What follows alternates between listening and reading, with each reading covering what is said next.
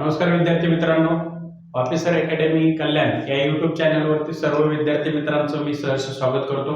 आपण प्रत्येक वेळी नवनवीन व्हिडिओ घेऊन येत असतो। नवीन वॅकन्सी आल्यानंतर असेच एक खूप मोठी आणि महत्त्वाची अशी वॅकन्सी आलेली आहे। ही आहे SSC GD नोटिफिकेशन 2025 मध्ये, पण त्याची एग्जाम जी आहे ते 2026 म्हणून आपण त्याला 26 म्हटलेलं आहे। ओके, अत्यंत महत्त्वाची न्यूज आहे संपूर्ण इंडियासाठी।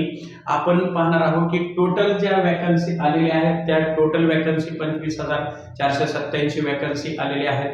याची संपूर्ण माहिती आजच्या या व्हिडिओमध्ये पाहतोय। चला तर आपण सुरू करूया।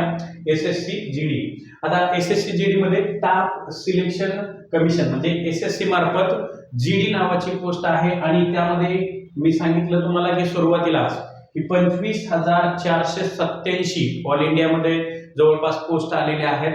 आता ही जी परीक्षा आहे ती कशी घेतली जाणार आहे, त्याचा एज क्रायटेरिया किती आहे, क्वालिफिकेशन कसं आहे, याची संपूर्ण माहिती आजच्या या व्हिडिओ सेक्शन मध्ये मिळणार आहे। त्यामुळे व्हिडिओ हा संपूर्ण शेवटपर्यंत बघायचा आहे सगळ्यांना। ठीक आहे, तर आपण एक एक टप्पा या व्हिडिओ मध्ये क्लिअर करणार आहोत। सगळ्यात पहिलं बघूया SSC GD मध्ये टोटल संपूर्ण इंडियामध्ये 25,487 वॅकन्सी आलेल्या आहेत। ठीक आहे, त्यानंतर आता आपण बघूया की या SSC GD मध्ये कोणकोणत्या वॅकन्सी असतात, कुठे कुठे आपलं पोस्टिंग या सेक्टर मध्ये होते। तर सगळ्यात पहिला आहे BSF ला आपण म्हणतो बॉर्डर सिक्युरिटी फोर्स। ठीक आहे, त्यानंतर सेकंडरी आहे CISF central industrial security force ज्याला म्हटलं जातं। थर्ड मध्ये आहे CRF central reserve police force ज्याला म्हटलं जातं। फोर्थ मध्ये आहे ITBP Indo Tibetan border police ज्याला म्हटलं जातं। त्यानंतर आहे SSB सशस्त्र सीमा बल ज्याला म्हटलं जातं। त्यानंतर AI आसाम रायफल ज्याला म्हटलं जातं। SSF सिक्युरिटी अँड स्पोर्ट्स ज्याला म्हटलं जातं। अशा पद्धतीने संपूर्ण म्हणजे ज्या 25,000 वॅकन्सी आहेत त्या वॅकन्सी मध्ये कोणकोणत्या डिफेन्स सेक्टर मध्ये तुम्ही सिलेक्शन झाल्यानंतर होत आहे त्याचा एक टप्पा म्हणजे या ठिकाणी दिलेला आहे। सगळ्यात महत्त्वाची गोष्ट आहे। ठीक आहे, त्यानंतर दुसरं आपण बघूया यामध्ये की 25,487 वॅकन्सी आहे, त्यामध्ये 23,467 मेल साठी वॅकन्सी आहे म्हणजे पुरुषसाठी। आणि सेकंडरी आपण बघू शकतो की 2020 ज्या वॅकन्सी आहेत त्या फिमेल साठी आहेत। आता याच्यामध्ये दुसरा एक टप्पा खूप महत्त्वाचा आहे।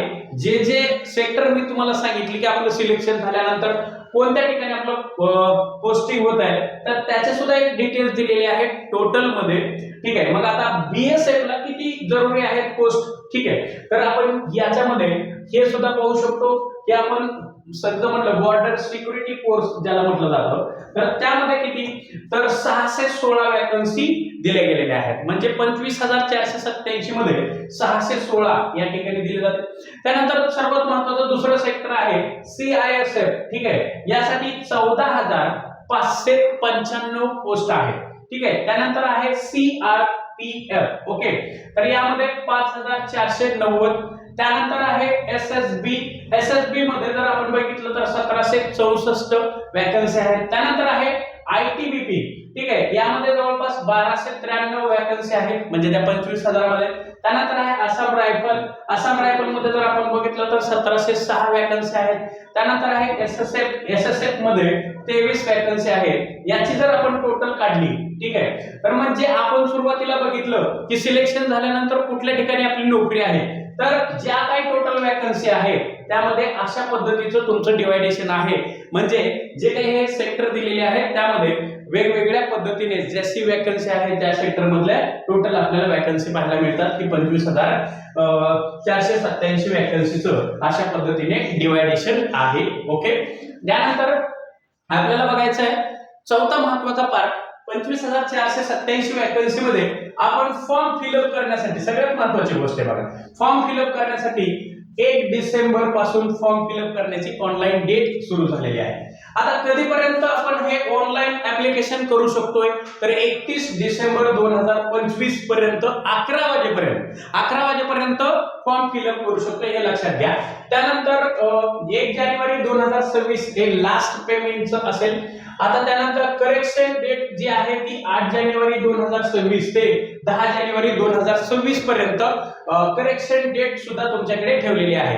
आणि एक्झाम डेट जी आहे, हे सगळ्यात महत्त्वाचा टप्पा आहे की एक्झाम जी आहे ती फेब्रुवारी महिन्यापासून स्टार्ट होईल ते एप्रिल महिन्यापर्यंत. ओके, म्हणजे फेब्रुवारी ते एप्रिल पर्यंत तुमची एक्झाम डेट आहे. फॉर्म फिलअप 1 डिसेंबर ते 31 डिसेंबर म्हणजे 2025 च्या लास्ट दिवसापर्यंत तुम्ही फॉर्म फिलअप करू शकताय. ठीक आहे. त्यानंतर करेक्शनची डेट दिलेली आहे आणि एक्झामचं जे टायमिंग आहे ते फेब्रुवारीला कोणत्याही तारखेला एक्झाम स्टार्ट होईल आणि एप्रिल महिन्यामध्ये एक्झाम संपतील, अशा पद्धतीचं एक नोटिफिकेशन आपल्याकडे समोर पाहायला मिळते. चला पुढे. आता यानंतर बघूया आपण की ह्या जे वॅकन्सी आलेल्या आहेत याचा फॉर्म कोण फिलअप करतोय. ठीक आहे, आपल्याला ऍप्लिकेशन डेट समजली, आपल्याकडे क्वालिफिकेशन काय पाहिजे. यासाठी सगळ्यात महत्त्वाची गोष्ट आहे की कॅन्डिडेट्स हा मिनिमम 10 पास असला पाहिजे. ओके, बघा किती मिनिमम क्वालिफिकेशन ठेवलेलं आहे की 10वी पास असायला पाहिजे. दुसरा आहे आपण बघू शकतो एज लिमिट. आता कोणत्याही डिफेन्स मध्ये गेला तर तुम्हाला पाहायला मिळतं की एज जे आहे डिफेन्स दलामध्ये खूप कमी ठेवलं जातं. इथेही तुम्ही पाहू शकता की मिनिमम तुमचं 18 वर्ष वय पूर्ण असलं पाहिजे आणि 23 वर्षापर्यंत 1 जानेवारी 2026 पर्यंत, बरं का, हे तुमचं एज हे 18 कंप्लीट आणि 23 च्या आतमध्ये पाहिजे. ओके, हे देखील तुम्हाला लक्षात ठेवायचं आहे. म्हणजेच काय, 18 ते 23 च्या दरम्यानचे विद्यार्थी या वॅकन्सीचे या जाहिरातीमध्ये फॉर्म फिलअप करू शकता. मिनिमम क्वालिफिकेशन 10वी पास आहे, हे देखील या ठिकाणी इम्पॉर्टंट घटना आहे. ओके, यानंतर आपण बघूया की याचा पॅटर्न कशा पद्धतीने आहे, तयारी कशी करायची. ठीक आहे. आता यानंतर बघूया आपण की याचं ग्रेड पे किंवा लेवल 3 मध्ये, जसं की गव्हर्नमेंट सेक्टर मध्ये जेव्हा आपण जातो तर class 1 officer, class 2 officer, class 3 आणि क्लास 4 अशा पद्धतीचे गणना होते. Class 1, class 2, class 3. ओके, तर क्लास 3 लेवल पे मध्ये 3 मध्ये लेवल येते याची, हे देखील महत्त्वाचं आहे. दुसरी गोष्ट ऍप्लिकेशन फी. आता महत्त्वाचा पार्ट आहे बघा की फॉर्म फिलअप करण्यासाठी प्रत्येक एक्झामला फी भरावी लागते. तर बघा या ठिकाणी आपण बघू शकतोय की 100 रुपये फी आहे. कोणाला आहे? जनरल. सेंट्रल मध्ये ज्यावेळेस आपण फॉर्म भरतो तर 4च कास्ट आपल्याला पाहायला मिळतात, जनरल, ओबीसी, एससी आणि ST. Okay, general, OBC, EWS यांना 100 रुपये फी आहे फॉर्म फिलअपची. त्यानंतर स्पेशली लक्षात घ्या, एससी, एसटी, ओके, वुमन साठी कुठल्याही प्रकारची फी तुमच्याकडून घेतली जात नाही. ओके, एससी, एसटी साठी हे देखील एक महत्त्वाचं आहे. आणि दुसरं म्हणजे ऑनलाईन ऍप्लिकेशन करण्यासाठी साईट. ओके, प्रत्येक विद्यार्थ्यांना फॉर्म फिलअप करायचा कुठे हे देखील समजत नाही, तर या ठिकाणी साईट दिलेली आहे ssc.go.in. या साईट वरती तुम्ही ऑनलाईन ऍप्लिकेशन म्हणजे 1 तारखेपासून चालू झाले 31 डिसेंबर पर्यंत फॉर्म फिलअप करू शकता. ओके, हे देखील तुम्हाला माहित असायला पाहिजे. चला नंतर आता आपण बघूया की आता एसएससी जीडी मध्ये जर आपल्याला सिलेक्ट व्हायचं असेल तर कोणकोणत्या टप्प्यामधून जायचे. तर मिनिमम हे 4 टप्पे आहेत ज्यामध्ये तुम्हाला सिलेक्शन पर्यंत पार करायचे आहे. पाहूया आपण. सगळ्यात पहिला टप्पा जो असतो त्याला आपण म्हणतो सीबीटी. आता बऱ्याच विद्यार्थ्यांना कळत नाही, कारण का आपण महाराष्ट्रातले विद्यार्थी हे पोलीस भरतीची तयारी करतात आणि पोलीस भरती ही परीक्षा ऑफलाईन पद्धतीने होते. तर या ठिकाणी लक्षात ठेवायचं कॉम्प्युटर बेस्ड टेस्ट. ओके, म्हणजे तुमची जी परीक्षा होणार आहे एसएससी जीडी ची, ती लक्षात ठेवा ही ऑनलाईन पद्धतीने कॉम्प्युटर वरती होणार आहे. हा सगळ्यात पहिला टप्पा आहे. चला पुढे. दुसरा टप्पा आणखी पार करायचा आहे. बघे, पीई म्हणजे फिजिकल टेस्ट तुम्हाला द्यायची आहे, ज्याला आपण शारीरिक चाचणी असं म्हणतो. दुसरा टप्पा. त्यानंतर तिसरा टप्पा आहे डॉक्युमेंट व्हेरिफिकेशन. ऑनलाईन मध्ये जे पण तुम्हाला डॉक्युमेंट मागितलेले असतात, तुम्ही 10th पास असताल, MSITचं सर्टिफिकेट असेल, कास्ट सर्टिफिकेट असेल, कास्ट व्हॅलिडिटी असेल, हे जे डॉक्युमेंट तुम्ही फिल करता ऑनलाईन मध्ये, ते डॉक्युमेंट तुमच्याकडे ऑफलाईन मध्ये त्या ठिकाणी तुम्हाला सिलेक्शनच्या वेळी द्यावे लागतील. हा तिसरा टप्पा आहे. त्यानंतर चौथा टप्पा प्रत्येक गव्हर्नमेंट सेक्टर मध्ये असतो की तुमचं सिलेक्शन झाल्यानंतर तुमची मेडिकल टेस्ट केली जाते. तर लक्षात घ्या, सिलेक्शन पर्यंत तुम्हाला या 4 टप्प्यातून जायचं आहे. आता हे 4 टप्पे आपल्याला समजले. पहिल्यात म्हणजे आपल्याला परीक्षा कम्प्युटर बेस्ड, सेकंडरी आहे फिजिकल टेस्ट, थर्ड मध्ये आहे डॉक्युमेंट व्हेरिफिकेशन, फोर्थ मध्ये आहे मेडिकल टेस्ट. हे समजल्यानंतर आपल्याला बघायचं आहे की आपल्याला पहिल्या टेस्ट मध्ये काय प्रश्न येतील, दुसऱ्याला काय येतील. डॉक्युमेंट व्हेरिफिकेशन तर ऑनलाईन तुम्हाला, आणि मेडिकल टेस्ट तर तुम्हाला त्या ठिकाणी गेल्यानंतर चेकआउट. ओके, आता आपल्याला बघायचं आहे की पहिला जो मी टप्पा सांगितला की परीक्षा द्यायची ऑनलाईन पद्धतीने, सीबीटी टेस्ट. मग यामध्ये पॅटर्न कशा पद्धतीने आहे, ती टेस्ट कशी होते. ओके, तर या ठिकाणचा पहिला टप्पा आपण समजून घेऊया. चला पहिला टप्पा आहे की जनरल इंटेलिजन्स म्हणजे रिझनिंग. ओके, आता यामध्ये पहिला आहे रिझनिंग. रिझनिंगचे तुम्हाला 20 क्वेश्चन येणार आहे. ओके, प्रत्येक एक्झाम मध्ये तुम्ही जेव्हा जाता, भारत देशातली कुठलीही एक्झाम द्या, त्यामध्ये मॅथ, रिझनिंग, जीएस हे पार्ट सेम पद्धतीने असतात. 19-20 प्रमाणात चेंज असतात. म्हणून सगळ्यात महत्त्वाचा जो टप्पा असतो कोणत्याही एक्झामला, तो मॅथ रिझनिंगचा असतो. आणि ज्या विद्यार्थ्यांना मॅथ रिझनिंग चांगल्या पद्धतीने जमतंय, त्या विद्यार्थ्यांना सिलेक्शन होण्यासाठी कोणी अडवू शकत नाही. म्हणून मॅथ रिझनिंग हा महत्त्वपूर्ण टप्पा आहे. याही ठिकाणी बघू शकता, रिझनिंग 20 क्वेश्चन आणि 40 मार्क असणार, म्हणजेच एक क्वेश्चन तुम्हाला 2 मार्काला आहे. चला पुढे. त्यानंतर आहे जनरल अवेअरनेस. प्रत्येक एक्झाम साठी 19-20 प्रमाणात असणार, म्हणजे असणार ज्याला आपण म्हणतो जीएस. ओके, जीके जीएस असं म्हटलं जातं. ओके, आता त्यामध्ये जर आपण विचारात घेतलं तर त्या जीके जीएस मध्ये अनेक सब्जेक्ट येतात, पण तेवढ्या समप्रमाणात. आता त्यावेळेस ज्यावेळेस आपलं लेक्चर असेल त्यावेळेस सांगेल की करंट अफेअर्स वरती भर द्या, पॉलिटी, हिस्ट्री या सब्जेक्ट वरती थोडासा भर देणं गरजेचं असतंय. ओके, या अशामध्ये इथे त्याचे 20 क्वेश्चन विचारले जाणार आहे, 40 गुण आहेत. त्यानंतर तिसरं आहे म्हणजे मॅथमॅटिक्स, ज्याला आपण शुद्ध भाषेत म्हणतो मॅथ. प्रत्येक एक्झामला त्याचे 20 क्वेश्चन आणि 40 मार्क, म्हणजे एक क्वेश्चन 2 मार्काला. त्यानंतर हिंदी आणि इंग्लिश. ओके, आता बघा हे 20 मार्क आहेत, 20 क्वेश्चन आणि 40 गुण. आता आपण टोटल जर याची काढली तर साधारणतः 80 क्वेश्चन होतात आणि एक क्वेश्चन 2 मार्काला, म्हणजेच 160 मार्काची पहिला टप्पा आपल्याला क्लिअर करतो, त्याला आपण म्हणतो सीबीटी असं म्हणतो. आता दुसरा एक महत्त्वाचा पार्ट आहे, बऱ्याचशा महाराष्ट्रातल्या विद्यार्थ्यांना माहित नाही ऑफलाईन एक्झाम मुळे होतं काय. हे जे 4 टप्पे तुम्हाला दिलेले असतात. ओके, आता या 4 टप्प्यासाठी तुमच्याकडे बघा 60 मिनिटं वेळ दिलेला आहे. किती मिनिटं? 60. आता ह्या 4 आपण टॉपिक जर बघितले तर ह्या 4 टॉपिकला 60 मिनिटाचा वेळ दिला जातोय आणि ह्या 60 मिनिटांमध्ये जवळपास तुम्हाला 80 प्रश्न सॉल्व्ह करायचे. हे लक्षात घ्या, टाइम मॅनेजमेंट ही सुद्धा एक महत्त्वाची गोष्ट आहे. ओके, आणि ती आपल्याला प्रॅक्टिस शिवाय येणार नाही. तर पहिला टप्पा या ठिकाणी तुम्हाला समजला असेल. अशा पद्धतीने बघू शकता, रिझनिंग, जीएस, मॅथ, इंग्लिश आणि हिंदी. ओके, आता त्यानंतर आपण बघूया दुसरा टप्पा, जो मी तुम्हाला सांगितला 4 टप्प्यातला दुसरा टप्पा, ज्याला आपण म्हणतो फिजिकल टेस्ट. मराठीमध्ये ज्याला म्हटलं जातं शारीरिक चाचणी. मेल आणि फिमेल यासाठी वेगवेगळ्या माध्यमातून ही शारीरिक चाचणी होते. चला तर बघूया आपण ही दुसरी जी परीक्षा आपली होणार आहे, पहिली क्वालिफाय झाल्यानंतर दुसरी.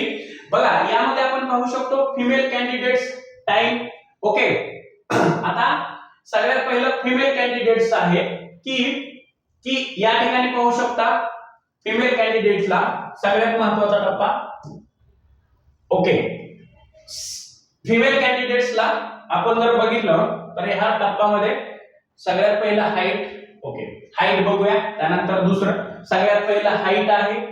ओके, हाईट आता मेल मध्ये जनरल, एससी आणि ओबीसी हाईट 170 सेंटीमीटर मेल साठी आहे. फिमेल साठी जर पाहायला गेलं तर जनरल, एससी आणि ओबीसी साठी 157 फिमेल साठी. त्यानंतर आता एसटी साठी हाईट मध्ये थोडीशी सूट दिली. मग एसटी स्पेशली बरं का, एसटी नाही फक्त एसटी, तर विद्यार्थी म्हणजे मेल कॅन्डिडेट असेल 162.5 आणि फिमेल असेल तर 150. ओके, हा देखील या ठिकाणी क्रायटेरिया दिले. आता याला स्पेशली नॉर्थ साइडचे जे राज्य आहेत त्यासाठी आणखी सूट दिलेली आहे. स्पेशली एसटी कॅटेगरी साठी मेल. आता या ठिकाणी बघा 157 जे ईशान्येकडील राज्य आहेत स्पेशली एसटी कॅटेगरीचे त्यांच्यासाठी आणखी सूट दिलेली आहे. तर पाहू शकता 157 आणि फिमेल साठी परत दिलेले 147.5 सेंटीमीटर. ओके, त्यानंतर या ठिकाणी दुसरा एरिया दिला आहे एसटी कॅटेगरी साठी लेफ्ट साइड विंग बरोबर 160 दिलेली आहे. ओके, आता यानंतर हे जर पाहिलं तुम्ही की काही आसाम, हिमाचल प्रदेश, जम्मू काश्मीर, लडाख हा जो एरिया आहे या ठिकाणच्या कॅन्डिडेट साठी 165 सेंटीमीटर दिलेली आहे उंची, लेडीज साठी 155 दिलेली आहे.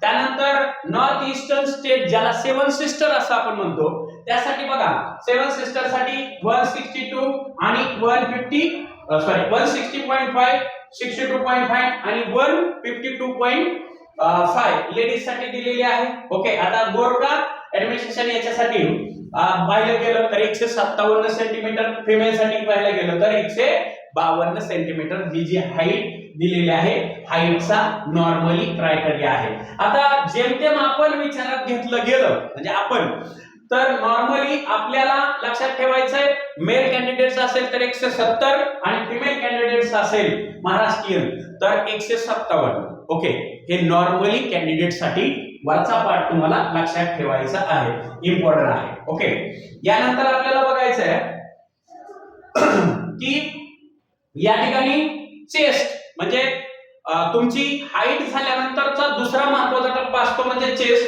यामध्ये बघा जनरल, एससी आणि ओबीसी साठी 80 सेंटीमीटर. ओके, त्यानंतर जे आपण एसटी सांगतो त्यांच्यासाठी 76 सेंटीमीटर आणि जे काश्मीर, हिमाचल प्रदेश, लडाख हा प्रदेश आहे तो 78 सेंटीमीटर आणि नॉर्थ ईस्टर्न स्टेट जे आहे त्यांच्यासाठी 77 सेंटीमीटर चेस्ट असायला पाहिजे. ओके, लेडीज साठी चेस्टचा क्रायटेरिया कुठल्याच भरतीला नसतो, या ठिकाणी सुद्धा तुम्हाला दिलेला आहे. ओके, आता यानंतर आपल्याला बघायचं आहे की वर्जन म्हणजेच या ठिकाणी बेटर आईज हा सुद्धा एक मेडिकलचा पार्ट असतो नॉर्मली. ओके, म्हणजे ज्यावेळेस तुम्ही मेडिकलला जाल हे चेक केलं जातं. आता याच्यातला दुसरा महत्त्वाचा टप्पा आपल्याला एक मिस झालेला आहे तो आपण क्लिअर करूया म्हणजे हाईटचा तर आपण मुद्दा घेतलेला आहे. ओके, तर शारीरिक टेस्ट मधला शारीरिक चाचणी ज्या आपल्याला क्लिअर करायच्या आहे त्यामध्ये रनिंग असेल तर लेडीज आणि जेंट्स मध्ये कुठला फरक आहे हा एक महत्त्वपूर्ण पार्ट या ठिकाणी आपला मिस झालेला आहे तो आपण क्लिअर करूया. ओके, आता सगळ्यात पहिलं बघूया फिमेल कॅन्डिडेट्स. ओके, यांच्यासाठी क्रायटेरिया काय आहे दुसऱ्या टेस्ट मध्ये फिजिकल टेस्ट मध्ये तर 16 से 1.6 किमी म्हणजे आपल्या भाषेत आपण पोलीस भरतीला ठेवतो 1600 मीटर रनिंग फिमेल कॅन्डिडेट साठी. फिमेल कॅन्डिडेट त्यांचं टायमिंग किती ठेवलेलं आहे बघा 8.5 मिनिटं फिमेल कॅन्डिडेट्सला. ओके, त्याच्या पुढे आपण फिमेल कॅन्डिडेट्स लडाख रिजन बरं का लडाख यामध्ये 800 मीटर आणि टायमिंग किती ठेवलंय त्यांना 5 मिनिटं. ओके, त्यानंतर आता मेल कॅन्डिडेट्स म्हणजे gents normally. Okay, mail candidate साठी लडाख सोडून बरं का 5 किलोमीटर रनिंग ठेवलेली आहे आणि 24 मिनिटात पार करायचे. किती मिनिटात 24 मिनिटामध्ये. त्यानंतर male candidates Ladakh region okay यांच्यासाठी 1600 मीटर रनिंग ठेवलेली आहे आणि 7 मिनिटं वेळ दिलेला आहे. ओके, तर हे तुम्हाला सगळ्यात महत्त्वाचा दुसरा टप्पा पार करायचा आहे. पहिला टप्पा आपला जो सांगितला होता तो आहे सीबीटी, दुसरा आहे फिजिकल टेस्ट, तिसरा आहे जे आपण म्हणतो डॉक्युमेंट व्हेरिफिकेशन जे ऑनलाईनला देतात आणि फोर्थ मध्ये आहे जे आपल्याला मेडिकल करावं लागतं. अशा पद्धतीची तुमची सिलेक्शन प्रोसिजर असते. ओके, ह्या तुम्हाला सगळ्या गोष्टी समजल्या असतील. तर एक शेवटचा पॉइंट अत्यंत महत्त्वाचा आहे की एसएससी जीडी मध्ये आपण जर बघितलं गेलं तर बऱ्याचशा विद्यार्थ्यांना ज्या परीक्षा होतात त्या हिंदीमध्ये होणार आहेत. ओके, त्याच्यामुळे बऱ्याचशा महाराष्ट्रीयन पोरांना ती अडचण येते. त्यामुळे आपली बॅच ही सकाळी 8:30 आणि 3 ते 5 या वेळामध्ये कल्याण या ठिकाणी सुरू आहे आणि त्यामध्ये तुम्हाला मॉक टेस्ट असेल आणि मॅथ रिझनिंगची जबरदस्त तयारी, जीएस सगळे विषयाची टोटली तयारी होईल। यासाठी एक अवश्य कल्याणमध्ये तुम्ही ऑफिसर अकॅडमीला भेट देऊ शकता आणि या ठिकाणी तुम्हाला संपूर्ण जो मी सीबीटीचा पार्ट सांगितला, जो लेखीचा पार्ट सांगितला, याची 100% तयारी करून घेतली जाईल। ओके, मॅथ रिझनिंग मध्ये तुम्हाला किंवा जीएस मध्ये तुम्हाला कसे आउट ऑफ मार्क मिळवायचे, कसे प्रश्नपत्रिका सोडवायच्या, कॉम्प्युटर बेस वरती तयारी कशी करायची, याचं संपूर्ण मार्गदर्शन दिलं जाईल। व्हिडिओ आवडला असेल तर नक्कीच लाईक शेअर करायला विसरू नका। असेच नवनवीन व्हिडिओ पाहण्यासाठी ऑफिसर अकॅडमी YouTube चॅनलला सबस्क्राइब करा। धन्यवाद, या ठिकाणी थांबतो। जय हिंद, जय महाराष्ट्र, जय शिवराय।